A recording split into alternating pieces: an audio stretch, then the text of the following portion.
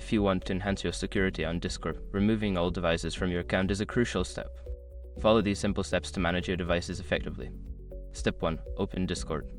Launch the Discord application on your device or access the Discord website through your browser. Log into your account if you haven't already. Step 2. Go to User Settings. Locate the gear icon at the bottom left corner of the Discord interface next to your username. Click on it to open the User Settings menu. Step 3. Navigate to Security Settings. In the User Settings menu, scroll down and find the Privacy and Safety section. Click on it to access your security settings. Step 4. View Authorized Devices. Look for the Authorized Devices option within the Privacy and Safety section.